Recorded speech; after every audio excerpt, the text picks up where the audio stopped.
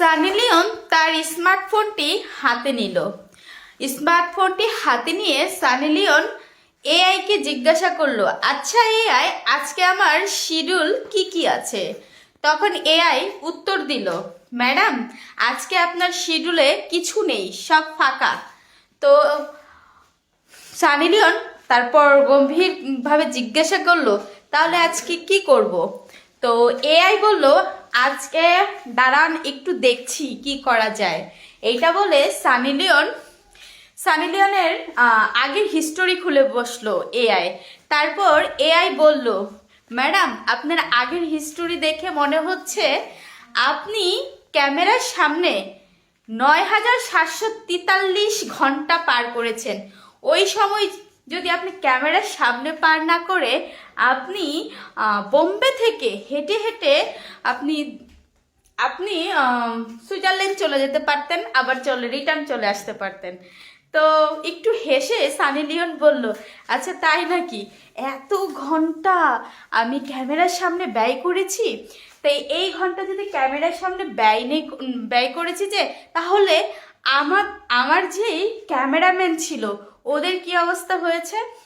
তখন এআই উত্তরে জানালো যে তাদের অবস্থা হচ্ছে, তারা কফি খেতে খেতে একটা আটলান্টিক মহাসাগর বানিয়ে ফেলতে পারতো, এতই কফি তারা খেয়েছে।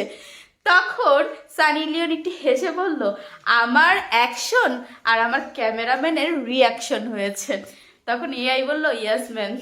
আচ্ছা যাই হোক, আমার এই কথাগুলো কেমন লেগেছে, সানি লিওনের একটা গল্প বলেছি, সবাই একটু কমেন্ট করে জানাবে সানি লিওনের গল্প তোমাদের কেমন লেগেছে।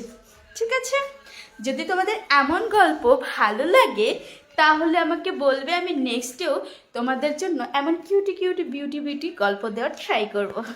ঠিক আছে, তারপরে একটা গান বলি, তুই আমার সুখ পাখি, তোরে ছাড়া কেমনে বাঁচি, আমার মনে মানে না, আমার প্রাণে সহে না, পিরিতি বড় জ্বালা, আমার মনে মানে না, আমার প্রাণে সহে না, পিরিতি বড় জ্বালা, তুই আমার সুখ পাখি, তোরে ছাড়া কেমনে বাঁচি, আমার মনে মানে না, আমার প্রাণে সহে না, পিরিতি বড় জ্বালা।